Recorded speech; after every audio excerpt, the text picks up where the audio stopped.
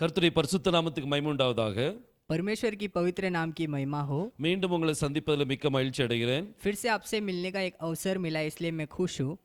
ஒரு புது டாபிக் உங்க மத்தியில் நான் கொண்டு வந்திருக்கிறேன். एक नए विषय को आपके बीच में मैं लाया हूँ।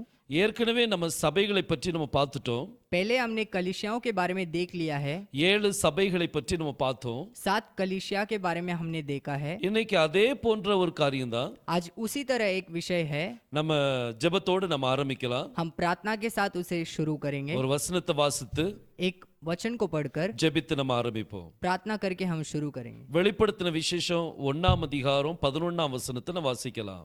प्रकाशित वाक्य पहला अध्याय उसमें 11वें वचन को हम पढ़ेंगे कि जो कुछ तू देखता है उसे पुस्तक में लिखकर 7 कलीसियाओं के पास भेज दे, अर्थात इफेसुस और स्मिर्ना और पिरगमुन और तुअतीरा और सरदीस और फिलाडेल्फिया और लउदिकिया में। ஜெபிக்கலாம். தலையில் தாழ்த்தி நம்ம ஜெபிப்போம். हम प्रार्थना करेंगे सरों को झुकाकर। ஸ்தோத்திரம் கர்த்தாவே, स्तुति करते हैं परमेश्वर। வானத்தையும் பூமியும் படைத்த எங்கள் எலோஹிம் தேவனே, आकाश और पृथ्वी का निर्माण करता हमारा एलोहिम खुदा, எங்கள் எல்ஷடாய் தேவனே மே துதிக்கிறோம் அப்பா. हमारे एलशडाई खुदा, हम तुझे धन्यवाद देते हैं। யெகோஷுவா மேசியாவின் நாமத்தினாலே ஜெபிக்கிறோம். यहोशुआ मेसे के नाम से हम प्रार्थना करते हैं। வாசிக்கப்பட்ட அந்த வசனத்திலிருந்து எங்களோடு பேசுங்கப்பா. पढ़े गए वचन के द्वारा हमसे बात कीजिए प्रभु, ஒவ்வொருத்தரையும் ஆசீர்வதிங்க. और हर एक को आप आशीष कीजिए। எங்க 2 பேரையும் நீங்க உம்முடைய இரத்தத்தினால் மறைத்து, हम दोनों को आपके लहू के अंदर छिपाकर, உம்முடைய அக்கினிக்குள்ளாக மறைத்து, आपके अग्नि के अंदर छिपाकर நீர் உம்மை வெளிப்படுத்தும்படியாக ஜெபிக்கிறேனப்பா. आपको प्रकट कीजिए प्रभु। ஒவ்வொருத்தரையும் ஆசீர்வதிங்க. हर एक को आशीष कीजिए, இதை கேட்டுக்கொண்டிருக்கிற ஒவ்வொரு உள்ளத்தையும் தொடும்படியாக ஜெபிக்கிறேன். और इसे जो कोई भी सुन रहे हैं हर एक मन को आप छू लीजिए प्रभु। ஆசீர்வதிங்கப்பா. आप आशीष कीजिए। யெகோஷுவா மேசியா நாமத்தில் கேட்டுக்கொள்கிறேன் ஜீவனுள்ள நல்ல பிதாவே. यहोशुआ मेसे के नाम से मांगते हैं जीवित पिता, ஆமென். आमीन। கர்த்தருடைய பரிசுத்த நாமத்துக்கு மகிமை உண்டாவதாக. परमेश्वर की पवित्र नाम की महिमा हो। இங்க யோவான் 7 சபைகளுக்கு எழுதுறத நம்ம பார்க்கிறோம். यहाँ पर यूहन्ना जो है 7 कलीसियाओं को लिखता है, उसे हम देखते हैं। அந்த 7 சபைகள் பேரும் நீங்க போர்டுல பார்க்கலாம். उस 7 कलीसियाओं का नाम आप यहाँ पर स्क्रीन में देख सकते हो। எபேசு, Smyrna, பெர்கமு, Ephesus, Smyrna, पेर्गमो, தியத்திரா, तियतीरा, Sardis, Philadelphia, லவோதிஷியா. Sardis, Philadelphia और लउदिकिया। இந்த 7 சபைகளுக்கும் யோவான் அவர் இந்த வெளிப்படுத்தின விசேஷத்தை எழுதுறார். ये 7 कलीसियाओं को यूहन्ना जो है वो प्रकाशित वाक्य लिखता है। சோ இதே போல इसी तरह பவுலும் 7 சபைகளுக்கு எழுதுறார். पौलुस भी जो है 7 कलीसियाओं को लिखता है। யோவான் எப்படி 7 சபைக்கு எழுதினாரோ, जैसे यूहन्ना ने 7 कलीसियाओं को लिखा, அதே மாதிரி பவுலும் 7 சபைக்கு எழுதுறார். वैसे पौलुस भी 7 कलीसियाओं को लिखता है। அந்த 7 சபைகளை பற்றி உங்களுக்கு தெரியும். उस 7 कलीसियाओं के बारे में आप जानते हो। முதல்ல ரோமன், पहला जो है रोमियो, கொரிந்தியர், फिर कुरिन्ती, கலாத்தியர், फिर गलती, அப்புறம் எபேசியர், फिर एफेसु, பிலிப்பியர், फिलिपी, கொலோசியர், कोलोसी தெஸ்லோனிக்கேயர். और तिस्लोनी। இந்த 7 சபைகளுக்கும் அவர் கடிதம் எழுதுறார். ये 7 कलीसियाओं को जो है खत लिखता है। சோ யோவான் 7 சபைக்கு எழுதுறாரு. यूहन्ना जो है 7 कलीसियाओं को लिखता है। அதே மாதிரி பவுலும் 7 சபைகளுக்கு எழுதுறார். वैसे ही पौलुस भी 7 कलीसियाओं को लिखते हैं। இந்த பவுலை பற்றின காரியங்களை நம்ம பார்க்கலாம். इस पौल के विषय में हम चीजों को देखेंगे। பவுல் என்கிறது அது யூத பெயர் இல்ல, वो पौलुस जो है वो यहूदी नाम नहीं है, அது கிரேக்க பெயர். वो एक यूनानी नाम है। அதனுடைய எபிரேய பெயர், பவுலுடைய எபிரேய பெயர் என்ன அப்படின்னு பாத்தீங்கன்னா, और यदि हम पौलुस का इब्रानी नाम देखेंगे तो அது சவுலா இருந்தான். वो शाऊल है। சவுலா இருந்தவன் தான் இப்ப பவுல்னு அழைக்கப்படுறான். वो शाऊल था और उसे पौलुस कहा गया है। यहाँ पर இந்த இந்த காரியங்களை குறித்து நம்ம பார்க்கலாம். इस चीजों के बारे में हम देखेंगे। முதல்ல சவுல் என்கிற பெயர்ல இருந்து நம்ம ஆரம்பிப்போம். पहले जो है शाऊल से हम शुरुआत करेंगे, அதுக்கு பிறகு பவுலுடைய வாழ்க்கை குறித்து நம்ம பார்க்கலாம். फिर पौलुस के जीवन के बारे में हम देखेंगे, அவனை கர்த்தர் எதுக்காக தெரிந்தெடுத்தாருங்கிறத நம்ம பார்ப்போம். और परमेश्वर ने उसे क्यों चुना उसके विषय में देखेंगे। அதுக்கு பிறகு 7 சபைகளை பற்றி ஒவ்வொரு நாளும் ஒவ்வொரு சபை பற்றி நம்ம பார்க்க போறோம். फिर 7 कलीसियाओं के बारे में हर एक दिन हम देखेंगे। பாருங்க, இங்க சவுலை பற்றி நம்ம பார்க்கலாம். हम शाऊल के बारे में यहाँ पर देखेंगे। இந்த சவுலுடைய ஸ்பெல்லிங் நீங்க போர்டுல பாக்குறீங்க. आप शाऊल का जो है स्पेलिंग बोर्ड पर देख सकते हो। முதல்ல ஷின், அப்புறம் அலெஃப், पहला जो है शिन, उसके बाद एलेफ, அப்புறம் வாவ், அப்புறம் லேமட். फिर वाव और फिर लैमेड। இந்த 4 எழுத்து சேர்ந்தது தான் சவுல். ये चारों अक्षर मिलाकर ही शाउल आता है। இத நம்ம சவுல்னு சொல்றோம். हम इसे साउल करके बोलते हैं, ஆனா இது சவுல் இல்ல, ஷவுல். पर ये साउल नहीं है, वो शाउल है। சோ இந்த ஷவுல பற்றி நம்ம பார்க்க போறோம். इस शाउल के बारे में हम देखेंगे இந்த பெயருக்குள்ள டீகோடிங் நம்ம பார்க்கலாம். और इस नाम का जो है डिकोडिंग को हम देखेंगे। பாருங்க, இந்த முதல் 2 எழுத்தை நீங்க எடுத்தீங்கன்னா, पहले 2 अक्षर को आप लेंगे तो ஷின்னும் ஆலஃப் நீங்க எடுத்தீங்கன்னா, आप शिन और एलेफ को ले लीजिए, ஷா அப்படின்னு சொல்லுவாங்க. उसे शाह कहते हैं। ஷா அப்படின்னா புயல் அப்படின்னு சொல்லி அர்த்தம். और शाह का मतलब होता है तूफान। சோ இந்த புயல் வந்து லேமடோட இணையுது பாருங்க. ये तूफान जो है लैमेड के साथ जुड़ता है। லேமட்னா என்ன? लैमेड का अर्थ क्या है? மெய்ப்பன். वो एक चरवाह है। பாருங்க, 2 காரியம் இணைக்கப்படுது. ये दोनों चीज यहाँ पर जोड़ा जाता है, ஒரு புயல், एक तूफान இன்னொன்னு மெய்ப்பன். और एक चरवा। இந்த 2 காரியம் இணைக்கப்படுது தான் ஷவுல். ये दोनों जब जुड़ता है उसे शाउल हम बोलते हैं। இந்த பேர்ல நீங்க பாசிட்டிவ் டீகோடிங்கும் பார்க்கலாம், इस नाम के अंदर हम पॉजिटिव डिकोडिंग देख सकते हैं, அதுமே நெகட்டிவ் டீகோடிங்கும் நீங்க பார்க்கலாம். उसी तरह नेगेटिव डिकोडिंग भी देख सकते हैं। இப்ப பாசிட்டிவ்ல வரும்போது पॉजिटिव में आते समय ஒரு மெய்ப்பனை புயல் சந்திக்குது. एक चरवाह को तूफान वहां पर मुलाकात करता है। அப்படி சந்திக்கும் போது அது ஷவுல் அப்படின்னு சொல்லி ஆயிரும். वैसे मुलाकात होते समय उसे हम शाउल कहते हैं। ஷவுலுக்கு அர்த்தம் என்ன அப்படின்னா விருப்பம். और शाउल का अर्थ है इच्छा। சோ இந்த 2 காரியம் இணைக்கப்படும் போது, ये दोनों चीज जुड़ते समय, புயலும் மெய்ப்பனும் இணைக்கப்படும் போது, वो तूफान और चरवा जुड़ते समय அதுல ஒரு விருப்பம் நிறைவேறுது. वहां पर एक इच्छा पूरा होता है। பாருங்க, இது நீங்க நிறைய இடத்துல பார்க்கலாம். आप बहुत सारे जगह पर इसे देख सकते हो। நீங்க யோபு எடுத்துடுங்க.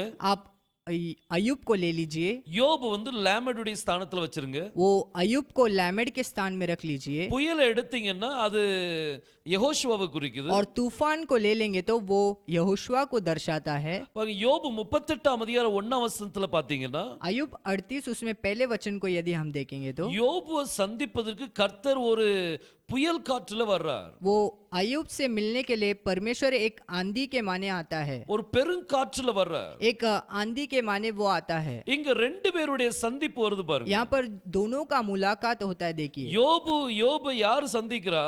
अयुब किससे मिलता है? பெருங்காற்று அந்த யோபு சந்திக்கிறார். वो एक आंधी जो है अयुब से मिलता है। இந்த 2 சந்திக்கப்படும் போது ये दोनों मिलते समय அங்க ஒரு விருப்பம் நிறைவேறுது. वहां पर एक इच्छा पूरा होता है। சோ நம்மளுக்கும் இந்த காரியம் தான். हमारे लिए भी ऐसे ही है। அந்த பெருங்காற்று நம்மளை சந்திக்க வேண்டும். वो आंधी हमसे मिलना चाहिए। எலியாவுடைய நாட்கள்ல பாத்தீங்கன்னா, आप एलिया के दिनों में देख लेंगे तो அந்த லேமடை எலியாவை வைங்க. उस लैमेड को एलिया के तौर पे ले लीजिए। எலியாவும் எலிஷாவும் நடந்து போயிட்டு இருக்கும்போது एलिया और एलिशा चलकर जाते समय ஒரு பெருங்காற்று வந்து எலியாவை பரலோகத்துக்கு எடுத்து சென்றது. एक आंधी जो है एलिया को स्वर्ग में उठा लेता है ஒரு விருப்பம் அங்க நிறைவேறுது. और वहां पर एक इच्छा पूरा हो जाता है। சோ பெருங்காற்றும் மெய்ப்பனும் இணையும் போது, वो आंधी और चरवा मिलते समय அங்க கர்த்தர் ஒரு விருப்பத்தை நிறைவேற்றுறார். वहां पर परमेश्वर एक इच्छा को पूरा करता है। இப்போ இதுல நெகட்டிவ் டீகோடிங்கும் இருக்குது. और इसमें नेगेटिव डिकोडिंग भी है। இந்த 4 எழுத்து ஸ்கிரீன்ல பாக்குற 4 எழுத்து, स्क्रीन में आप देखते रहेंगे 4 अक्षर। இந்த 4 எழுத்த வேற மாதிரியும் சொல்லுவாங்க. इस 4 अक्षर को दूसरे रीति से भी वो बोलते हैं, ஷெயோல் அப்படின்னு சொல்லுவாங்க. शयोल करके बोलते हैं। ஷெயோல் அப்படின்னா நரகம் அப்படின்னு சொல்லி அர்த்தம். शयोल का अर्थ होता है नरक। அதே மாதிரி கல்லறை அப்படின்ட்டு அர்த்தம் உண்டு. और कब्र भी उसे बोला जाता है। சோ இது நெகட்டிவ் டீகோடிங். ये जो है नेगेटिव डिकोडिंग है। ஆனா நம்ம சவுல் வந்து पर हमारा शाउल जो है யாரையும் நரகத்துக்கு கூட்டு போறதுக்கு வரல. वो किसी को नर्क में लेकर जाने के लिए नहीं आया। இவர் பரலோகத்துக்கு எடுத்து சொல்லக்கூடிய ஒரு நபர். ये स्वर्ग के ओर लेकर जाने वाला एक इंसान है। சவுல் பேர் வந்து, ये शाउल नाम जो है பவுலுக்கு அது சூட் ஆக மாட்டேங்குது. वो पौलुस पर सूट नहीं करता। ஏன்னா பவுல் எல்லாரும் பரலோகத்துக்கு அழைத்து செல்லதான் நினைக்கிறான். क्योंकि पौलुस जो है सबको स्वर्ग लेकर जाना चाहता है। ஆனா இங்க ஒரு நெகட்டிவ் டீகோடிங் இருக்குது. पर यहाँ पर एक नेगेटिव डिकोडिंग है। சவுலுங்கிற பேர்ல பாதாளம் அதாவது நரகம்ங்கிற ஒரு டீகோடிங் இருக்குது. वो शाउल के नाम में जो है नर्क है करके एक नेगेटिव डिकोडिंग है। சோ கர்த்தர் அவனை சவுலா எடுத்து பயன்படுத்தல. परमेश्वर ने उसे शाउल के रूप में उठाकर नहीं उपयोग किया, ஆனா அவரை பவுலாக பயன்படுத்தினார். पर उसे पौलुस के माने उसे उपयोग किया। இந்த சவுல் தான் பவுல். ये शाऊल ही पौलुस है। பாருங்க ஒரு வசனத்தை வாசிக்கலாம். एक वचन को हम पढ़ेंगे, அப்போஸ்தலர் 19ஆம் அதிகாரம் 9ஆம் வசனத்தை வாசிப்போம். प्रेरित उसमें 13वां अध्याय 9वें वचन को हम पढ़ेंगे। तब शाऊल ने, जिसका नाम पौलुस भी है, पवित्र आत्मा से परिपूर्ण हो उसकी और टकटकी लगाकर कहा। இங்க பைபிள் தெளிவா சொல்லுது, यहाँ पर कलाम अच्छे तरीके से कहता है, பவுல் என்று சொல்லப்பட்ட சவுல். वो शाऊल जिसका नाम पौलुस है। அப்போ இந்த சவுல் தான் பவுல். तो ये शाऊल ही पौलुस है। இன்னும் நிறைய உதாரணங்கள் இருக்குது. और बहुत सारे उदाहरण है।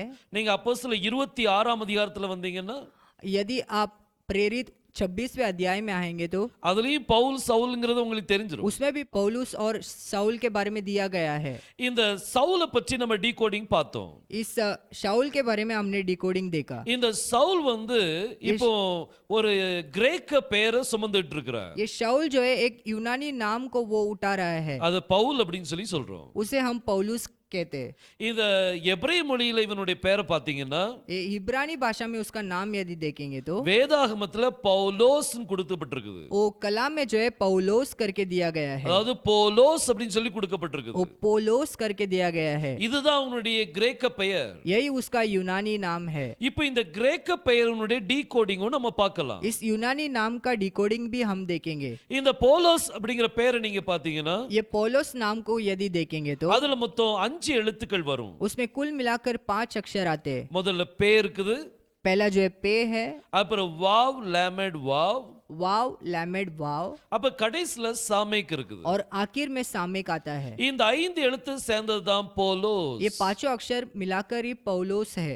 இப்போ இதனுடைய டீகோடிங்கை நம்ம பார்க்கலாம். इसके डिकोडिंग को हम देखेंगे। இப்போ இந்த டீகோடிங்கை பார்க்கும்போது इस डिकोडिंग को देखते समय நம்ம ஏற்கனவே நம்ம சபைகளை பற்றி பார்க்கும்போது நம்ம இதை பார்த்திருக்கிறோம். पहले हमने कलीसियाओं के बारे में देखते समय इसे हमने देखा है। இந்த சாமேக்குங்கிற எழுத்தை நம்ம பார்த்திருக்கிறோம். ये सामेक अक्षर को हमने देखा है। பாருங்க இதுல சாமேக்குங்கிற அந்த மாடர்ன் ஹீப்ரு கீழே ஏன்ஷியன்ட் ஹீப்ரு போட்டிருக்கிறேன். यहाँ पर मॉडर्न हिब्रू के नीचे मैंने एंशिएंट हिब्रू डाला है। அதுல நீங்க பாத்தீங்கன்னா அது ஒரு பழைய காலத்து ஆன்டினா மாதிரி இருக்கும். उसमें यदि देखेंगे तो एक पुराने जमाने का एंटेना जैसे दिखेगा। இது கொஞ்சம் சரிவா இருக்குது, ये थोड़ा टेढ़ा है, இத கொஞ்சம் நேராக்குறேன். इसे जरा सीधा करते हैं हम। அப்புறம் நடுவுல இருக்கிற 3 லைன் இருக்குல்ல, और बीच में जो 3 लाइन है, இந்த 3 லைனை கொஞ்சம் எக்ஸ்டெண்ட் பண்ணிரலாம். इस तीनों लाइन को थोड़ा सा हम उठा लेंगे। அதை எக்ஸ்டெண்ட் பண்ணியாச்சுன்னா उसे यदि उठा लेंगे तो இந்த சாமிக்கு இப்போ எது மாதிரி தெரியுது? ये सामे कभी कैसे दिखता है? இது மெனோரா மாதிரி இல்ல, ये मेनोरा जैसे नहीं है, இது மெனோரா மாதிரியே தான் இருக்குது. ये मेनोरा जैसे ही दिखता है। சோ மெனோரா அப்படின்னா அது குத்து விளக்கு. वो मेनोरा का मतलब होता है दीवट। இந்த குத்து விளக்கு எதை குறிக்குது? ये दीवट किसे दर्शाता है? பாருங்க வெளிப்படுத்தின விசேஷம் 1ஆம் அதிகாரம் प्रकाशित वाक्य पहला अध्याय, அதுல 20ஆம் வசனத்தை நம்ம வாசிக்கலாம். उसमें हम 20वें वचन को पढ़ेंगे। अर्थात उन 7 तारों का भेद जिन्हें तूने मेरे दाहिने हाथ में देखा था, और उन सोने के दीवटों का भेद, वे 7 तारे 7 कलीसियाओं के दूत है, और वे 7 दीवट 7 कलीसियाएं हैं। பாருங்க பைபிள் சொல்லுது, यहाँ पर कलाम कहता है அந்த 7 குத்துவிளக்கு 7 சபைகளாம். वो 7 दीवट जो है 7 कलीसिया है। பாருங்க இந்த பவுலோஸ் அப்படிங்கிற பேர்ல ये पौलोस उस नाम के अंदर கடைசில சாமிக்கு இருக்குது. आखिर में सामेक है, இந்த சாமிக்கு வந்து எதை குறிக்குது? और ये सामेक किसे दर्शाता है? அது மெனோராவை குறிக்குது. वो मेनोरा को दर्शाता है। அதாவது குத்துவிளக்கு குறிக்குது. उसका मतलब दीवट है। இந்த குத்துவிளக்கு என்னன்னு சொல்லி பைபிள் சொல்லுது? और ये दीवट क्या कहा गया है कलाम में? அது 7 சபைகள். वो 7 कलीसियाएं हैं। சோ 7 சபைக்கும் तो 7 कलीसिया இந்த பவுலுக்கும் சம்பந்தம் இருக்குது. और इस पौलुस का कोई संबंध है। எப்படி யோவான் 7 சபைக்கு லெட்டர் எழுதினானோ, कैसे यूना जो है 7 कलीसियाओं को खत लिखता है, அதே மாதிரி அப்போஸ்தலனாகிய பவுலும் எழுதுறார். वैसे ही प्रेरित पौलुस भी लिखता है। பாருங்க இந்த பவுலோஸ் அப்படிங்கிற பேரை ये पौलुस इस नाम को நான் ரெண்டா பிரிக்கிறேன். मैं 2 भाग करता हूँ। பாருங்க முதல் 3 எழுத்து ஒரு வார்த்தையை எடுக்கலாம். पहले 3 अक्षर को एक शब्द में ले लेंगे, அதுக்கு பிறகு வாவ் இருக்குது, उसके बाद वाव है, அதுக்கு பிறகு சாமேக் இருக்குது. उसके बाद सामेक। வாவ் என்ன செய்யும்? वाव क्या करता है? ரெண்டு காரியத்தை இணைக்கும். 2 चीजों को जोड़ता है। இங்க இது எதை இணைக்குது? यहाँ पर ये किसे जोड़ता है? முதல்ல 3 எழுத்து, அப்புறம் ஒரு எழுத்து, இந்த 4 எழுத்து இணைக்குது. पहले 3 अक्षर और उसके बाद एक अक्षर, ये चारों चीजों को जोड़ता है। இந்த கடைசி எழுத்து வந்து எதை குறிக்குது? और ये आखिर शब्द किसे दर्शाता है? இது 7 சபையை குறிக்குது, ये 7 कलीसियाओं को दर्शाता है அது மெனோராவை குறிக்குது. और वो मेनोरा को दर्शाता है। முதல் 3 எழுத்து என்ன அப்படின்னா, पहला 3 अक्षर क्या है? அத போல் சொல்லுவாங்க. उसे पॉल कहते हैं। போல் அப்படின்னா पोल का मतलब, அது பீன்ஸ்னு சொல்லி அர்த்தம். நம்ம சாப்பிடுற பீன்ஸ் இருக்குல்ல, அதுக்கு போல் சொல்லுவாங்க. हम जो बीन्स खाते हैं उसे वो पोल करके कहते हैं। சோ இங்க ஒரு சைடுல ஆகாரம் இருக்குது, एक तरफ भोजन है, இன்னொரு சைடுல சபை 7 குத்துவிளக்கு இருக்கு. एक और तरफ जो है 7 दीवट है। அப்ப இந்த 7 சபைகளுக்கும் ये 7 कलीसियाओं को இவர் ஆகாரம் கொடுக்கக்கூடியவர். ये भोजन देने वाला है। இந்த பவுல் கர்த்தர் எதுக்காக பயன்படுத்துறார்? इस पौलुस को परमेश्वर क्यों उपयोग किया? இந்த 7 சபைகளுக்கும் ஆகாரம் கொடுக்கணும். ये 7 कलीसियाओं को भोजन देना है। 7 சபைக்கு ஆகாரம் யார் கொடுக்க போறா? ये 7 कलीसियाओं को कौन भोजन देने वाला है? பவுல் தான் கொடுக்க போற. वो पौलुस ही देने वाला है। அதுல முதல் 3 எழுத்து வந்து போல், वो पहला 3 अक्षर पोल, அதுக்கு அர்த்தம் வந்து பீன்ஸ்னு சொல்லி அர்த்தம். उसका अर्थ बीन्स होता है। சோ சபைக்கு இங்க ஆகாரம் கொடுக்கப்படுது. यहाँ पर कलीसिया को भोजन दिया जाता है। சோ பவுலுடைய செய்தி வந்து சபைக்கு ஆகாரம். तो पौलुस का संदेश जो है वो कलीसिया के लिए भोजन है। இன்னைக்கு சபை உயிரோட இருக்கணும் அப்படின்னா, यदि आज कलीसिया जीवित रहना है तो அப்ப பவுலுடைய உபதேசம் அங்க ஆகாரமா கொடுக்கப்படுது. तो वहाँ पर पौलुस का संदेश जो है भोजन के माने दिया गया है। இன்னைக்கு उங்க சபையில பவுலுடைய சுவிசேஷம் இருக்கா? आज आपके कलीसिया में पौलुस का उपदेश है क्या? எல்லாருமே இருக்குன்னு தான் சொல்லுவோம். सभी लोग जो है करके कहेंगे। எந்த டாக்டரின் உடையவங்களா இருந்தாலும் சரி, कोई भी डॉक्ट्रिन के आप ले लीजिए, எல்லாருமே நாங்க பவுலுடைய உபதேசத்துல தான் இருக்கோம்னு சொல்லுவாங்க. सब कहेंगे कि हम पौलुस के उपदेश में ही है। சோ கர்த்தர் உங்களை ஆசீர்வதிப்பாராக. तो परमेश्वर आपको आशीष சோ करे। இந்த பவுலை கர்த்தர் எதுக்காக பயன்படுத்துறார்? परमेश्वर पौलुस को क्यों उपयोग करता है? 7 சபைக்கும் ஆகாரம் கொடுக்கிறதுக்கு பயன்படுத்துறார். उस 7 कलीसियाओं को भोजन देने के लिए वहां पर उपयोग किया है। இப்போ உங்களுக்கு புரிஞ்சிருக்கும் காரியங்கள் எப்படி நடக்குது அப்படின்னு சொல்லி. आप अभी समझोगे कैसे सब चीज हो रहा है करके। இப்போ அடுத்த டீகோடிங் பார்க்கலாம். अभी अगले डिकोडिंग के अंदर हम जाएंगे। பாருங்க, அதுக்கு ஒரு வசனத்தை நம்ம வாசிப்போம். उसके लिए हम वचन को पढ़ेंगे। அப்போஸ்தலர் 9ஆம் அதிகாரம் 15ஆம் வசனத்தை நம்ம வாசிக்கலாம். प्रेरित 9वें अध्याय उसमें 15वें वचन को हम पढ़ेंगे। परंतु प्रभु ने उससे कहा कि तू चला जा, क्योंकि यह तो अन्य जातियों और राजाओं और इजरायलियों के सामने मेरा नाम प्रकट करने के लिए मेरा चुना हुआ पात्र है। இங்க பவுலை பற்றி கர்த்தர் அனனியாட்ட சொல்றார். यहाँ पर पौलुस के विषय में परमेश्वर अननिया से बात करते हैं। நீ போ, तू जा, அவன் பிரஜாதிகளுக்கும் ராஜாக்களுக்கும் இஸ்ரவேல் புத்தருக்கும் என்னுடைய நாமத்தை அறிவிக்கிறதற்காக நான் தெரிந்து கொள்ளப்பட்ட பாத்திரன். वो अन्य जातियों और राजाओं और इजरायलियों के सामने मेरा नाम प्रकट करने के लिए मेरा चुना हुआ पात्र है। இவன் ஒரு தெரிந்து கொள்ளப்பட்ட ஒரு பாத்திரம். ये एक चुना गया पात्र है। இவனை எதுக்காக கர்த்தர் தெரிந்து கொண்டார்? इसे क्यों परमेश्वर ने चुना है? பிரஜாதிகளுக்கு கர்த்தருடைய நாமத்தை அறிவிப்பதற்காக. वो अन्य जातियों को परमेश्वर का नाम को बताने के लिए। நீங்க இங்கிலீஷ்ல பாத்தீங்கன்னா, यदि आप अंग्रेजी में देखेंगे அதை तो நான் வாசித்து காமிக்கிறேன். उसे मैं पढ़कर दिखाता हूँ। But the Lord said unto him, Go thy way, for he is a chosen vessel unto me, to bear my name before the Gentiles and kings and the children of Israel. To bear my name அப்படின்னு சொல்லி கொடுக்கப்பட்டிருக்குது. मेरे नाम को जो है उठाने वाला। So கர்த்தருடைய என் நாமத்தை சுமப்பான் அப்படின்னு சொல்லி கொடுக்கப்பட்டிருக்கு. यहाँ पर ऐसे दिया गया है कि वो मेरे नाम को उठाएगा।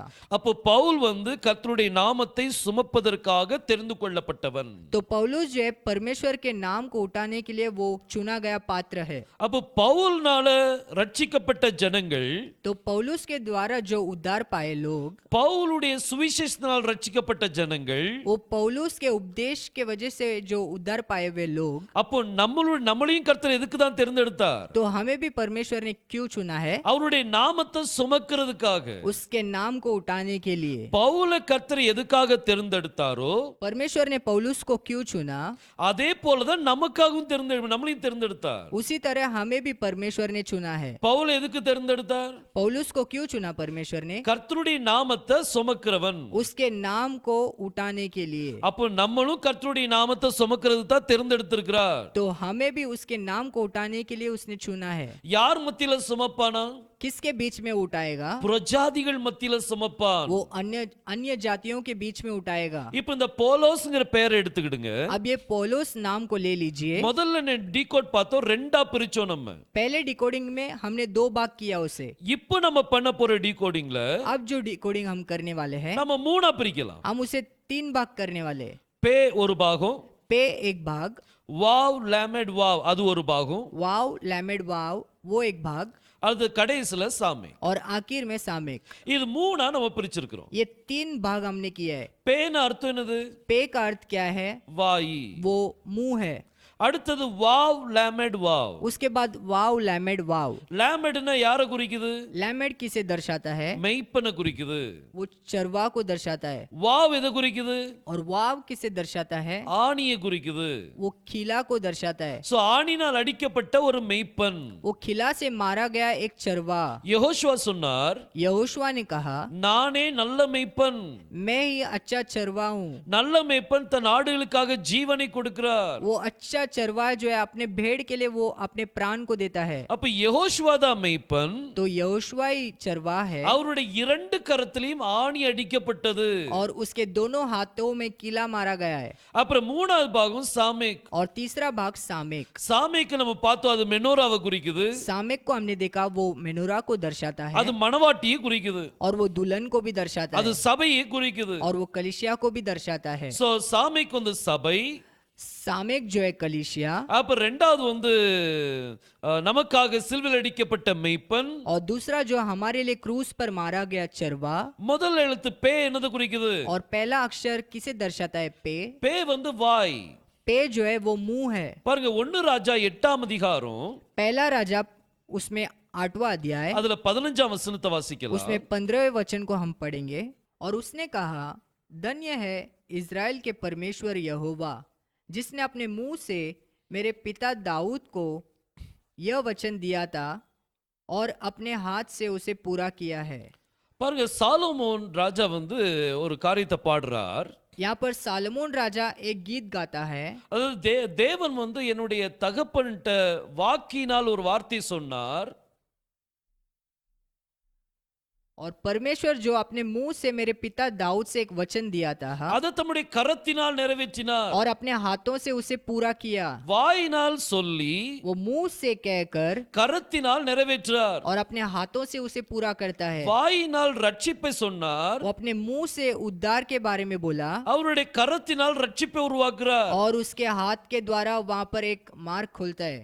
ரட்சிப்பை உருவாக்குறார்.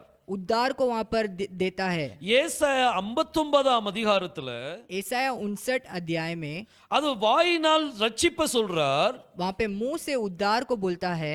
அது ஏசாயா 59:16ஆம் வசனத்துல और उसमें 59 16वें वचन में தன்னுடைய கரத்தினால் ரட்சிப்பை கொடுக்கிறார். और अपने हाथों से उद्धार देता है। இந்த போலோஸ்ல இந்த பே, இந்த வாய் யாரை குறிக்குது? ये पोलोस में जो पे है वो किसे दर्शाता है? அது யாவாகிய தேவனை குறிக்குது. वो या परमेश्वर को दर्शाता है। அது பிதாவை குறிக்குது. वो पिता को दर्शाता है। அடுத்தது வாவ் லாமெட் வாவ். अगला जो है वाव लैमेड वाव, இது குமாரனுடைய பாடுகளை குறிக்குது. पुत्र का जो वेदना है, क्रूस का वेदना को दिखाता है। அடுத்தது மூணாவது பாகத்தை பாத்தீங்கன்னா और तीसरे भाग को हम देखेंगे அது तो மணவாட்டியை குறிக்குது. वो दुल्हन को दिखाता है। பிதா குமாரனுடைய பாடுகள், மணவாட்டியினுடைய ஸ்தானம்.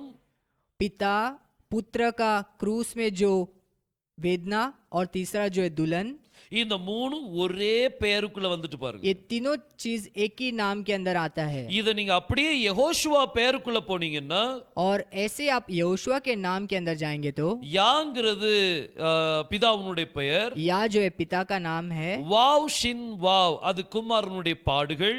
और वाव शिन वाव वो पुत्र का वेदना அத கடைசில ஆயினு ஹே நீங்க எடுத்தீங்கன்னா அது வந்து மணவாட்டியை குறிக்குது. और आखिर में आइन और हे को लेंगे तो वो दुल्हन को दर्शाता है। இது ஏற்கனவே நிறைய தடவை நம்ம பார்த்துட்டோம். ये पहले ही हमने देख लिया है इसे। இப்ப ரெண்டுடைய கம்பேரிசனை பாருங்க. ये दोनों कंपैरिजन को आप देखिए। பவுலோசுடைய பெயரும் யெகோஷுவாவுடைய பெயருடைய கம்பேரிசனை பாருங்க. वो पौलुस का नाम और यहोशुआ के नाम का संबंध को आप देखिए। இந்த பவுலோஸ் வந்து கர்த்தருடைய நாமத்தை சுமந்து கொண்டிருந்தான். ये पौलुस जो है परमेश्वर के नाम को उठा रहा था கர்த்தருடைய விருப்பத்தை அங்க பார்க்க முடியுது.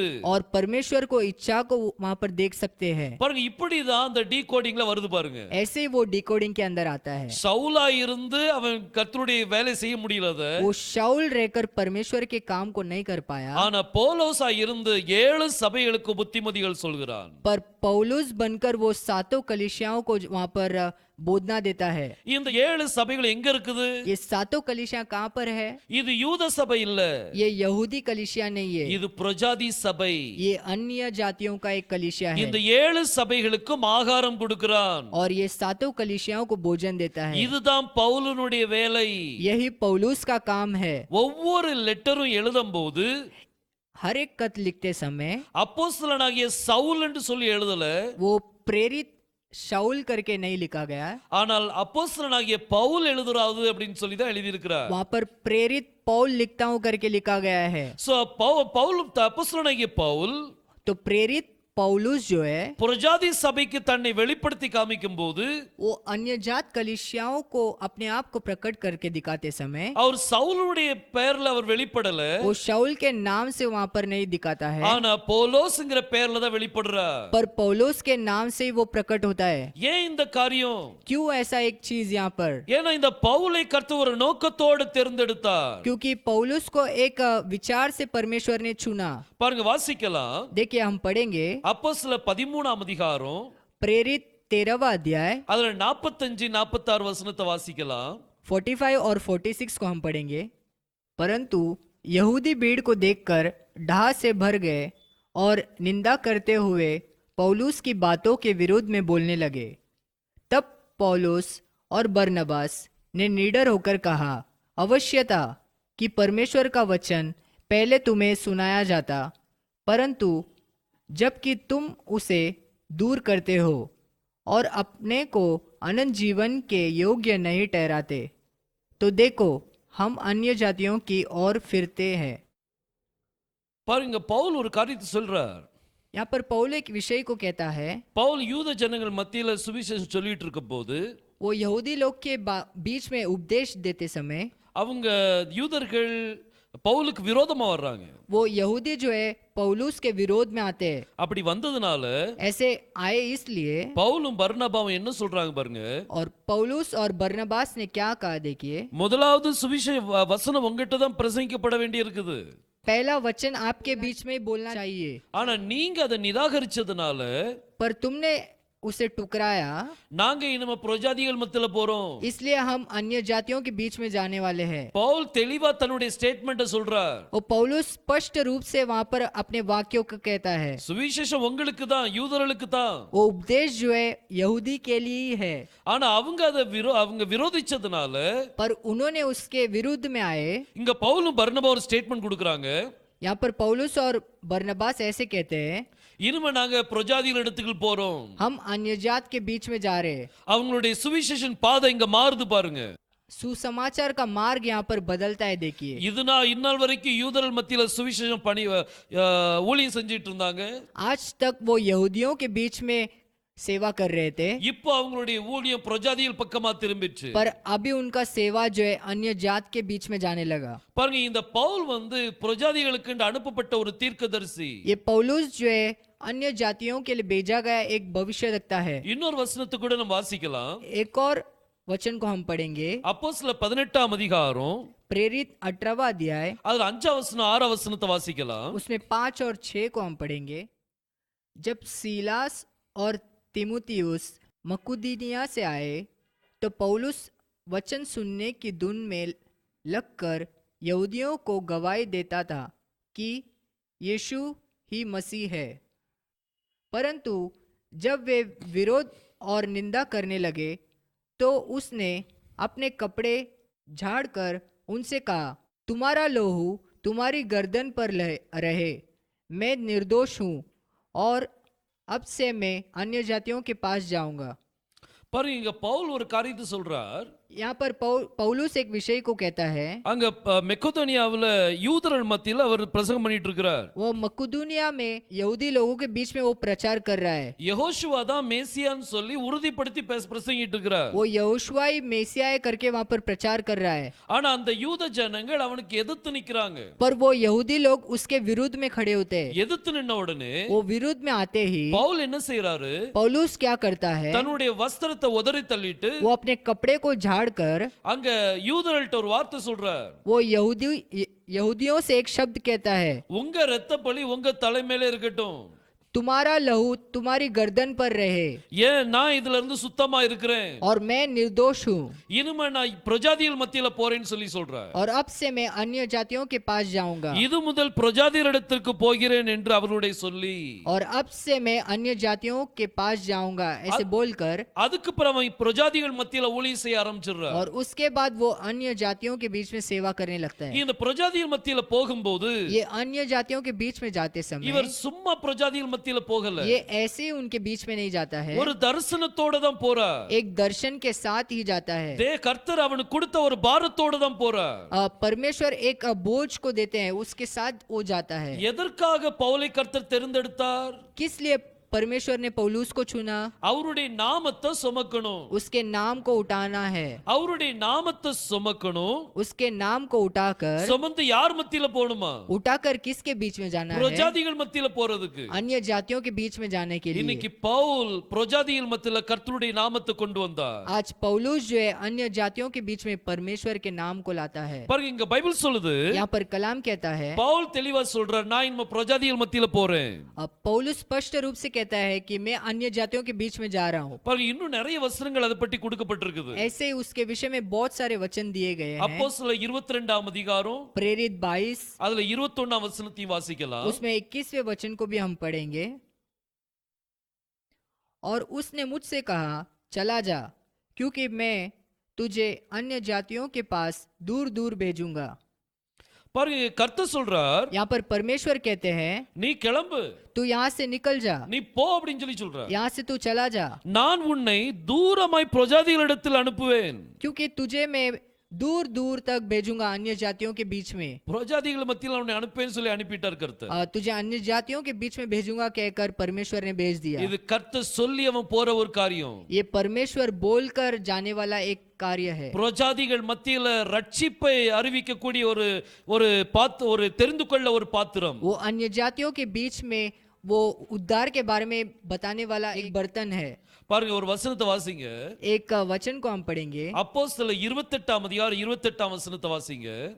प्रेरित 28वां अध्याय उसमें 28 को हम पढ़ेंगे। सो तुम जानो कि परमेश्वर के इस उद्धार की कथा अन्य जातियों के पास भेजी गई है और वे सुनेंगे। பாருங்க, இங்க பவுல் சொல்றார், यहाँ पर पौलुस कहता है, ரட்சிப்பு பிரஜாதிகள் பக்கம் அனுப்பப்பட்டு இருக்கிறது. वो अन्य जातियों के पास सब भेजा गया है அதை उद्धार, அவர்கள் கேட்பார்கள். और उसे वे सुनेंगे। இந்த தெரிந்து கொள்ளப்பட்டவர்களை பற்றி சொல்லும்போது, ये चुने गए लोग के विषय में बोलते समय, அதாவது பிரஜாதிகள் மத்தியிலும் தெரிந்து கொள்ளப்பட்டவங்க இருக்கிறாங்க. वो अन्य जातियों के बीच में भी चुने गए लोग हैं। அந்த தெரிந்து கொள்ளப்பட்டவர்களுக்கு वो चुने गए लोग को பவுல் அப்போஸ்தலனாக இருக்கிறார். वो पौलुस वो प्रेरित के माने है। இன்னைக்கு நமக்கு சுவிசேஷம் யார் மூலமா வந்தது? आज सुसमाचार हमारे पास किसके द्वारा आया? பிரஜாதிகளுக்கு சுவிசேஷம் யார் மூலமா வந்தது? वो अन्य जातियों को सुसमाचार किसके द्वारा आया? கர்த்தர் பவுலை அனுப்புறார். परमेश्वर पौलुस को भेजता है। பாருங்க, இந்த பிரஜாதிகள் மத்தியில इस अन्य जातियों के बीच में யாரெல்லாம் நித்திய ஜீவனுக்கென்று நியமிக்கப்பட்டார்களோ, जो कोई अनंत जीवन के लिए ठहराए गए, அவர்கள் விசுவாசித்தார்கள். वो विश्वास किए। அப்போ நித்திய ஜீவனுக்கென்று நியமிக்கப்பட்டவர்கள் இருக்கிறாங்க. वो अनंत जीवन के लिए ठहराए गए लोग हैं புரஜாதிகள் மத்தியில இருக்கிறாங்க. वो अन्य जातियों के बीच में भी है அதுலதான் நீங்களும் நானும் இருக்கிறோம். और उसी में आप और हम आते हैं நம்ம நித்திய ஜீவனுக்கு என்று தெரிந்து கொள்ளப்பட்டவர்கள். वो अनंत जीवन के लिए ठहराए गए लोग हैं அவருடைய நாமத்துக்காக ஒரு கூட்ட ஜனங்களை ஆயத்தப்படுத்துகிறார். उसके नाम के लिए एक झुंड के लोगों को वो तैयार करता है பாருங்க அப்போஸ்தலர் 15ஆம் அதிகாரம் प्रेरित 15वां अध्याय அதுல 14ஆம் வசனத்தை வாசிங்க. उसमें 14वें वचन को हम पढ़ेंगे। हे भाइयों मेरी सुनो, शमौन ने बताया कि परमेश्वर ने पहल अन्य जातियों पर कैसी कृपा दृष्टि की कि उनमें से अपने नाम के लिए एक लोग बना ले। பாருங்க இந்த சீமோன் பேதுரு சொல்றார், यहाँ पर शमौन कहता है புரஜாதிகள் மத்தியில் அவருடைய நாமத்துக்கென்று ஒரு கூட்டத்தை கர்த்தர் தேர்ந்தெடுக்கிறார். वो अन्य जातियों के बीच में एक झुंड के लोगों को वो चुनता है। யார் மூலமா தேர்ந்தெடுக்கிறாரு? किसके द्वारा वो चुनता है? அது பவுல் மூலமா தான் அந்த காரியம் நடக்குது. वो पौलुस को लेकर ही वो चीज होता है। பேதுரு முதல்ல சுவிசேஷம் கொண்டு வந்தார். पत्रस पहला सुसमाचार लाता है ஆனா புரஜாதிகளுக்கென்று கர்த்தர் தேர்ந்தெடுத்த அப்போஸ்தலன் யார் அப்படின்னா पर अन्य जातियों के लिए चुना गया प्रेरित कौन है ऐसा அது देखेंगे तो பவுல் தான். वो पौलुस ही है। இந்த பவுல் மூலமா தான் கர்த்தர் புரஜாதிகள் மத்தியில சுவிசேஷத்தை கொண்டு வர்றார். इस पौलुस को रखकर ही परमेश्वर अन्य जातियों के बीच में सुसमाचार को लाता है। பாருங்க சவுல் குறித்தான டீகோடிங் பார்த்தோம். देखिए शाऊल के विषय में डिकोडिंग देखे, பாசிட்டிவ் டீகோடிங் பார்த்தோம். पॉजिटिव डिकोडिंग देखे, நெகட்டிவ் டீகோடிங்கும் பார்த்தோம். नेगेटिव डिकोडिंग भी देखे அப்புறம் பவுலோஸ் அப்படிங்கிற பெயர்ல டீகோடிங் பார்த்தோம். और पौलुस नाम के अंदर डिकोडिंग को देखे। இங்க 7 சபைகளுக்கும் ஆகாரம் பவுல் தான் கொடுக்கிறார். यहाँ पर 7 कलीसियाओं को भोजन जो है पौलुस ही देता है அந்த 7 சபைகளுக்கு ஆகாரம் பவுல் மூலமா தான் கொடுக்கப்படுது. और वो 7 कलीसियाओं को जो है भोजन पौलुस के द्वारा ही दिया जाता है। அடுத்தாப்புல பவுலுடைய பெயருக்குள்ளே और उसके बाद पौलुस के नाम के अंदर ही யெகோஷுவாவின் பெயரின் சாயலை நீங்க பாக்குறீங்க. वो यहोशुआ के नाम के छावनी को आप देख सकते हो। இந்த காரியங்கள் டீகோடிங் மூலமா நம்ம பார்த்தோம். और इस चीजों को हम डिकोडिंग के द्वारा हमने देखा। அடுத்தது பவுலை பற்றி பார்க்கும்போது और उसके बाद पौलुस के विषय में देखते समय இந்த கர்த்தர் பவுலை ஏன் தேர்ந்தெடுத்தார்? परमेश्वर ने पौलुस को क्यों चुना? அவருடைய நாமத்தை சுமக்கிறதுக்காக தேர்ந்தெடுக்கிறார். उसके नाम को उठाने के लिए उसने चुना है। யாருக்கு முன்பதாக சுமந்து செல்வாரா? किसके सामने वो उठाकर लेकर जाएगा? புரஜாதிகள் மூலமா, वो अन्य जातियों के बीच में, ராஜாக்கள் மத்தியில, वो राजाओं के बीच में இஸ்ரவேல் ஜனங்கள் மத்தியில, और इजराइल के लोगों के बीच में, அவங்க மத்தியில கர்த்தருடைய நாமத்தை சுமக்க அவன் தெரிந்து கொள்ளப்பட்டவன். उनके बीच में परमेश्वर के नाम को उठाने के लिए वो चुना गया है। இந்த புரஜாதிகள் மத்தியில கர்த்தர் இவனை அனுப்புறார். इस अन्य जातियों के बीच में परमेश्वर उसे भेजता है। புரஜாதிகள் மத்தியில சுவிசேஷ பிரசங்கம் பண்றார். उनके बीच में वो सुसमाचार बताता है। நித்திய ஜீவனுக்கு என்று நியமிக்கப்பட்டவர்கள் விசுவாசித்தார்கள். और अनंत जीवन के लिए जो ठहराए गए वो विश्वास किए। அப்ப இன்னைக்கும் யாரெல்லாம் பவுலுடைய சுவிசேஷத்தை அறிந்து கொள்கிறார்களோ तो आज भी जो पौलुस के सुसमाचार को जान लेते हैं அவங்க எல்லாமே தெரிந்து கொள்ளப்பட்டவர்கள். वो सभी लोग चुने गए लोग हैं। பாருங்க இந்த தெரிந்து கொள்ளப்பட்டவங்க பிரஜாதிகளுக்குள்ள வர்றாங்க. ये चुने गए लोग जो है अन्य जातियों के बीच में आते हैं। அவருடைய நாமத்துக்காக ஒரு கூட்ட ஜனங்களை கர்த்தர் ஆயத்தப்படுத்துகிறார். उसके नाम के लिए एक झुंड के लोगों को परमेश्वर तैयार करता है। இவனை கர்த்தர் எதுக்காக தேர்ந்தெடுத்தார்? और इसको परमेश्वर ने क्यों चुना? அவருடைய நாமத்தை அறிவிக்கிறதுக்காக, उसके नाम के बारे में बताने के लिए। எந்த நாமோ? वो कौन सा नाम है? பாருங்க அப்போஸ்தலர் 26ஆம் அதிகாரம் वो प्रेरित 26वें अध्याय में, அதுல 13ஆம் வசனத்தை வாசிக்கலாம். उसमें हम 13वें वचन को पढ़ेंगे। तो हे राजा, मार्ग में दोपहर के समय में मैंने आकाश से सूर्य की तेज से भी बढ़कर एक ज्योति अपने और अपने साथ चलने वालों के चारों ओर चमकती हुई देखी। இங்க பவுல் அவன் ரட்சிக்கப்பட்ட அந்த நேரத்தை குறித்து பேசுறார். यहाँ पर पौलुस जो है वो उद्धार पाया उस समय के बारे में बोलता है। இங்க பவுல் ராஜாவிட்ட பேசும்போது, यहाँ पर पौलुस राजा से बात करते समय தமஸ்குக்கு போற வழியில கர்த்தர் இவனை எப்படி சந்தித்தார், वो दमिश्क जाते समय परमेश्वर कैसे उससे मुलाकात किए அதை பற்றி விவரிச்சு சொல்றார். उसके विषय में वो वहां पर बताता है। இவனை சுற்றிலும் இவன் கூட இருந்த ஜனங்களை சுற்றிலும் इसके चारों ओर और इसके जो बाजू में थे उनके बीच में அங்க வெளிச்சம் பிரகாசித்தது. वहां पर एक चमकती हुई ज्योति आई அங்கிருந்து ஒரு சத்தம் வந்துச்சு பாருங்க. और वहां से एक आवाज आया। देखिए பாருங்க 14ஆம் வசனத்தை வாசிக்கலாம். 14वें वचन को हम पढ़ेंगे।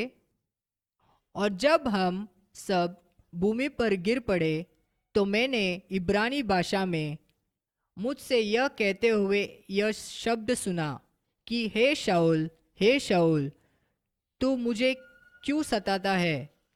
पैने पर लात मारना तेरे लिए कठिन है। பாருங்க இங்க அந்த சத்தம் அவனோடு அங்க கர்த்தருடைய சத்தம் அவனுக்கு உண்டாயிற்று. वो परमेश्वर का आवाज उसके और आया। கர்த்தர் எந்த மொழியில பேசினாரா? और परमेश्वर कौन से भाषा में बात किए? எபிரேய மொழியில பேசினார். वो इब्रानी भाषा में बात किए। எபிரேய மொழியில என்ன பேசினார்? और इब्रानी भाषा में क्या बात किए? சவுலே சவுலே कि हे शाऊल நீ என்னை ஏன் துன்பப்படுத்துகிறாய்? तू मुझे क्यों सताता है? முள்ளில் உதைப்பது கடினமாம். वो पैने पर लात मारना तेरे लिए कठिन है। அப்போ சவுல் கேக்குறாரு, वहाँ पर शाऊल पूछता है, கர்த்தாவே நீர் யார் அப்படின்னு சொல்லி கேக்குறார். हे प्रभु तू कौन है? இப்போ அந்த வெளிச்சத்துல இருந்து அந்த சத்தம், वो ज्योति से निकला हुआ आवाज, அவர் எந்த மொழியில பேசினார்? वो कौन से भाषा में बात किया? எபிரேய மொழியில பேசினார். वो इब्रानी भाषा में बात किया। அவர் எபிரேய மொழியில என்ன பேசினார்? और वो इब्रानी भाषा में क्या बोले? நீ துன்பப்படுத்துகிற யெகோஷுவா நானே. तू जिसे सताता है वही यहोशुआ मैं हूँ। எபிரேய மொழியில தன்னுடைய பெயரை வெளிப்படுத்துறார். वो इब्रानी भाषा में अपने नाम को प्रकट करते हैं। இந்த பவுலுக்கு எந்த பெயர் தெரியும்? और इस पौलुस कौन से नाम को वो जानता है? அவன் யெகோஷுவா பெயர் தான் அவனுக்கு தெரியும். उसे यहोशुआ का नाम ही पता है। கர்த்தர் பவுலை பற்றி சொல்லும்போது परमेश्वर पौलुस के विषय में कहते समय இவனின் நாமத்தை சுமப்பான் அப்படின்னு சொல்லி பார்த்தோம். ये मेरे नाम को उठाएगा ऐसे हमने देखा। எந்த பெயரை சுமந்தா? और वो कौन से नाम को उसने उठाया? கர்த்தருடைய எபிரேய பெயர்ல என்ன பெயர்? ओ परमेश्वर का इब्रानी नाम क्या है? இயேசுங்கிறதுக்கு ஹீப்ருல என்ன சொல்வாங்க? और यीशु को हम इब्रानी भाषा में कैसे बोलते हैं? யெகோஷுவான்னு சொல்லி சொல்வாங்க. उसे हम यहोशुआ कहते हैं। பவுல் யெகோஷுவாவின் பெயரை சுமந்தது உண்மையானால் ओ पौलुस जो है यहोशुआ का नाम को उठाया वो सच है तो இன்னைக்கு நம்ம எந்த பெயரை சுமக்கணும்? तो आज हमें कौन से नाम को उठाना है? நம்ம அதே எபிரேய பெயரை சுமக்க வேண்டிய நேரம் வந்துட்டு. वही इब्रानी नाम को उठाने का समय आ चुका है। யெகோஷுவாவின் நாமத்தை நம்ம சுமக்கக்கூடிய ஜனங்கள். हम जो है यहोशुआ के नाम को उठाने वाले लोग हैं। பவுல் இந்த நாமத்தை சுமக்கிறதுக்காக தெரிந்து கொள்ளப்பட்டவன். और पौलुस जो है इस नाम को उठाने के लिए चुना गया है। நீங்க என்ன செஞ்சிட்டு இருக்கீங்க? और आप क्या कर रहे हो? நீங்க எந்த பெயரை சுமந்துட்டு இருக்கீங்க? आप कौन से नाम को उठा रहे हो? சுருக்கமான பெயரை தான் நம்ம உபயோகப்படுத்திட்டு இருக்கிறோம். हम छोटे नाम को ही इस्तेमाल कर रहे हैं। இயேசுன்னு சொல்றோம், ஜீசஸ்னு சொல்றோம். हम यीशु बोलते हैं, जीसस बोलते हैं। ஆனா அவருடைய எபிரேய பெயர் என்னது?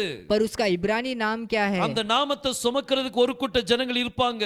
और उस नाम को उठाने के लिए एक झुंड के लोग रहेंगे। அது நீங்களும் நானுமா தான் இருக்கணும். और वो आप और मैं होना चाहिए। பாருங்க, இது பவுலை குறித்தான காரியம். ये पौलुस के विषय में है। இப்போ பவுல் எங்க அனுப்பப்பட்டான்? और अब ये पौलुस कहाँ पर भेजा गया? யார் மத்தியில் அனுப்பப்பட்டான்? किसके बीच में वो भेजा गया? அவன் பிரஜாதிகள் மத்தியில் அனுப்பப்பட்டான். वो अन्य जातियों के बीच में भेजा गया। பிரஜாதிகள் அப்படிங்கிறதுக்கு எபிரேய மொழியில என்ன சொல்வாங்கன்னா, अन्य जात उसे हम इब्रानी भाषा में कैसे कहते हैं? கோயிம். गोइन। கோயிம் அப்படின்னா பிரஜாதிகள். गोइम मतलब अन्य जातियों। பிரஜாதி அப்படின்னு சொல்லி ஒருமையில சொன்னா, अन्य जात ऐसे हम एक वचन में कहेंगे तो அத கோய் அப்படின்னு சொல்லி சொல்வாங்க. उसे गोई करके कहते हैं। இந்த கோய்ங்கிற வார்த்தையை நீங்க ஸ்கிரீன்ல பார்க்கலாம். आप गोई शब्द को स्क्रीन में देख सकते हो। முதல்ல गीमल, पहला जो है गीमल, அப்புறம் வாவ், उसके बाद वाव, அப்புறம் யோத். उसके बाद योद। இந்த மூணு எழுத்து சேர்ந்தது தான் கோய். ये तीनों अक्षर मिलाकर ही गोय। கோயின்னு என்னது? गोय का मतलब क्या है? பிரஜாதி. अन्य जात। இந்த கோயில மூணு எழுத்து இருக்குது. इस गोय में 3 अक्षर है। முதல்ல गीमल. पहला गीमल। गीमல்னா அர்த்தம் என்னது? गीमल का अर्थ क्या है? ஒட்டகம். ऊंट है। அடுத்தது வாவ் இருக்கு. उसके बाद वाव है। அடுத்தது யோத் இருக்குது. उसके बाद योद है। யோத் வந்து என்னது? योद क्या है? யோதுனா கரம். योद का मतलब है हाथ। அந்த ஒட்டகத்தையும் கரத்தையும் இணைக்கிறதுக்கு ஒரு எழுத்து இருக்குது. उस ऊंट और हाथ को मिलाने के लिए एक अक्षर है। அதுதான் வாவ். वही वाव है। வாவ் என்ன செய்யும்? वो वाव क्या करता है? ரெண்டு எழுத்தையும் இணைக்குது. दोनों अक्षरों को वो जोड़ता है। ஒன்னு கேமல், இன்னொன்னு வந்து கை. पहला जो है ऊंट, उसके बाद हाथ। இந்த கேமல் எதை குறிக்குது? ये ऊंट किसे दर्शाता है? கர்த்தர் சொன்னார்ல, परमेश्वर ने कहा ना, ஒட்டகமானது ஊசியின் துவாரத்துக்குள்ள போயிரும். वो ऊंट जो है सुई के नाक से निकल जाएगा। ஆனா ஐஸ்வர்யவான் கர்த்தருடைய ராஜ்யத்தில் பிரவேசிப்பது கடினம். पर धनवान जो है परमेश्वर के राज्य में प्रवेश करना वो कठिन है। அப்ப இந்த ஒட்டகத்தை தேவன் எதோட ஒப்பிடுறாரு? तो इस ऊंट को परमेश्वर किस से जोड़ता है? அது தேவனுடைய பிள்ளையோட ஒப்பிடுறார், वो परमेश्वर के बच्चों के साथ उसे जोड़ता है, தன்னுடைய ஜனங்களோட ஒப்பிடுறார். अपने लोगों के साथ उसे जोड़ता है। அவங்க எல்லாம் அந்த இதுக்குள்ள நுழைஞ்சிருவாங்க. वो सभी लोग उसके अंदर वो प्रवेश करेंगे, ஆனா ஐஸ்வர்யான் உள்ள நுழையிறது ரொம்ப கஷ்டம். पर धनवान अंदर प्रवेश करना वो कठिन होगा। சோ ஒட்டகம் எதை குறிக்குன்னா, ऊंट किसे दर्शाता है? அது ஒரு கூட்ட ஜனங்களை குறிக்குது. वो एक झुंड के लोगों को दर्शाता है। இந்த ஜனங்களை ये लोग जो है இங்க ஒரு கரத்துல இணைக்கப்படுறாங்க. एक हाथ के साथ वो जोड़े जाते हैं। இந்த மூணு எழுத்தை நல்லா பாருங்க. ये तीनों अक्षर को अच्छे तरीके से देखिए। ஒட்டகம் வந்து ஜனங்களை குறிக்குது, ऊंट लोगों को दर्शाता है, இந்த ஜனங்கள் ஒரு கரத்தோடு இணைக்கப்படுறாங்க. और ये लोग जो एक हाथ के साथ जोड़े जाते हैं। இதுதான் பவுல் சொல்றார். यही पौलुस कहता है। பாருங்க, புரஜாதி அப்படின்னு சொன்னாலும் वो अन्य जात करके बोलेंगे तो அந்த भी வார்த்தைக்குள்ள ஒரு தீர்க்க தரிசனம் இருக்கு. उस नाम के अंदर एक भविष्यवाणी है। என்ன தீர்க்க தரிசனம்? वो कौन सी भविष्यवाणी? ஒரு கூட்ட ஜனங்கள் ஒரு கரத்தோடு இணைக்கப்படுவாங்க. एक झुंड के लोग एक हाथ के साथ जोड़े जाएंगे। இதுல பாசிட்டிவ் வரும், நெகட்டிவ் வரும். इसमें पॉजिटिव भी आएगा, नेगेटिव भी आएगा। இப்போ இந்த பாசிட்டிவ் நம்ம பார்க்கலாம். अब हम पॉजिटिव को देखेंगे। பவுல் சொல்றார், पौलुस कहता है, 2 கொரிந்தியர் 11ஆம் அதிகாரம் 2ஆம் வசனத்தை நம்ம வாசிக்கலாம். दूसरा कुरिन्ती 11वां अध्याय उसमें दूसरे वचन को हम पढ़ेंगे।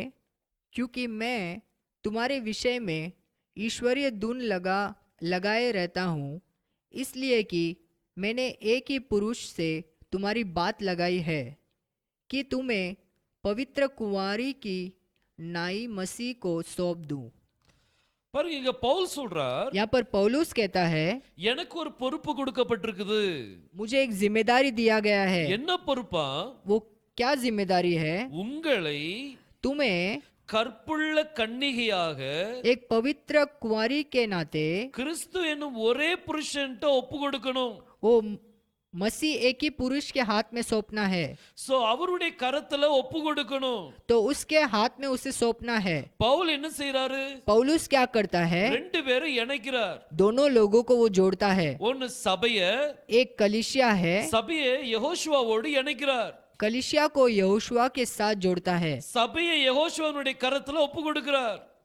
वो कलीसिया को यहोशुआ के हाथ में सौंपता है। சோ இங்க கோய் அப்படிங்கிற இந்த வார்த்தை, यहाँ पर गोय जो शब्द है அது பிரஜாதியை குறிக்குது. वो अन्य जात को दर्शाता है। இங்க ஒட்டகத்தை ஒரு கரத்துல ஒப்பு கொடுக்கறாங்க. यहाँ पर ऊंट को एक हाथ में सौंपते हैं। இந்த ஒட்டகம் என்னது? ये ऊंट क्या है? அது ஜனங்களை குறிக்குது. वो लोगों को दर्शाता है। இந்த இடத்துல வரும்போது சபையை குறிக்கும். और इस विषय में आते समय वो कलीसिया को दर्शाता है। இந்த சபையை யெகோஷுவாவுடைய கரத்துல ஒப்பு கொடுக்கிறது. इस कलीसिया को यहोशुआ के हाथ में सौंपना அது யார் செய்றா? वो कौन करता है? வாவ். वो वाव करता அந்த है। வாவுடைய ஸ்தானத்துல யார் நிக்கிறா?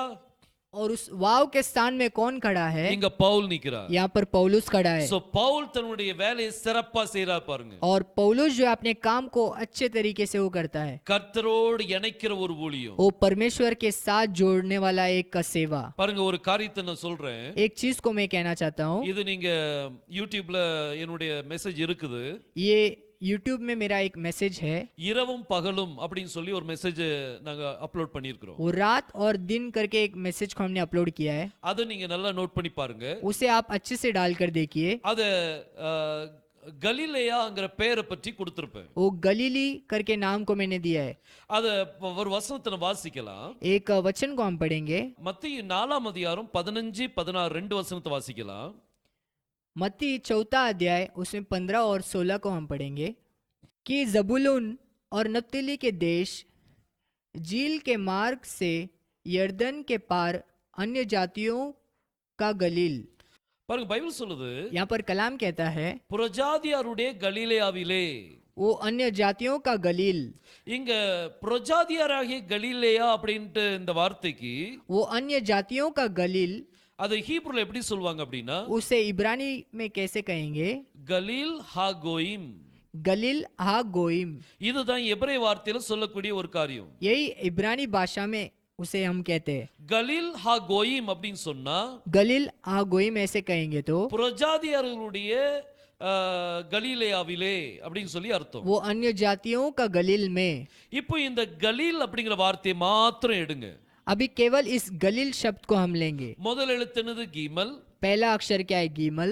அடுத்த 3 எழுத்து வந்து லாமட் யோத் லாமட். उसके बाद 3 अक्षर या लैमेड योद लैमेड। இந்த லாமட் யோத் லாமடுக்கு நீங்க எப்படி உச்சரிக்கலாம் அப்படின்னா इस लैमेड योद लैमेड को आप कैसे बोल सकते हो? அத லாயில் அப்படின்னு சொல்லலாம். उसे लाइल करके कह सकते हैं। லாயில் அப்படின்னா இரவு. लाइल का अर्थ होता है रात। சோ கீமல் வந்து ஜனங்களை குறிக்குது. गीमल लोगों को दर्शाता है। இந்த ஜனங்கள் எங்க இருக்காங்க? और ये लोग कहाँ पर है? இருள்ல இருக்கிறாங்க. वो अंधकार में है।